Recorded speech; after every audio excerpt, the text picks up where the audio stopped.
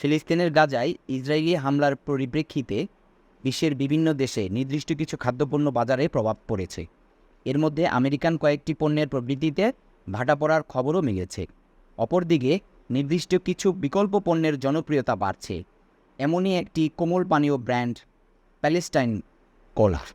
সংযুক্ত আরব আমিরাত ভিত্তিক সংবাদ মাধ্যম দ্য ন্যাশনালের এক প্রতিবেদনে বলা হয়, পশ্চিমা জায়ান্ট কোম্পানিগুলোকে বয়কটের কারণে অনেকের কাছে পেপসি ও কোকা-কোলার বিকল্প হয়ে উঠেছে প্যালেস্টাইন কোলা। ফিলিস্তিন বংশোদ্ভূত ৩ সুইডিশ সহোদর গত মার্চে ব্র্যান্ডটি প্রতিষ্ঠা করেন। ৩ সহোদর হুসেইন, মোহাম্মদ ও আহমেদ হাসুন সুইডেনের মালমো শহরে বসবাসকারী ব্যবসায়ী। ৬ মাস আগে পেপসি কোলা ও কোকা-কোলার বিকল্প কোমল পানীয় বাজারে আনার উদ্যোগ নেন তারা। নতুন এই ব্র্যান্ডকে বিশ্বব্যাপী সম্প্রসারণের পরিকল্পনাও তাদের।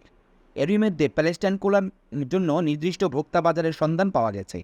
সুইডেনে এমন কিছু রেস্তোরাঁ রয়েছে যেখানে ইসরায়েলের প্রতি ইউরোপের সমর্থনের কারণে মার্কিন ব্র্যান্ডগুলোর পণ্য বিক্রি করছে না। সেসব রেস্তোরাঁয় প্যালেস্টাইন কোলার চাহিদা বেড়েছে বলেও জানান উদ্যোক্তারা। কোমল পানীয় প্যালেস্টাইন কোলা অল্প সময়ের মধ্যে সোশ্যাল মিডিয়ায় বেশ সাড়া ফেলেছে। অনেকেই এই পানীয়টির বিষয়ে আগ্রহ দেখাচ্ছে।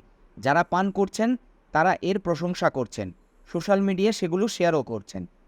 প্যালেস্টাইন কোলার উদ্যোক্তারা সুইডেনে দাতব্য সংস্থা প্রতিষ্ঠার পরিকল্পনা করেছেন, যার নাম হবে সাফাত ফাউন্ডেশন।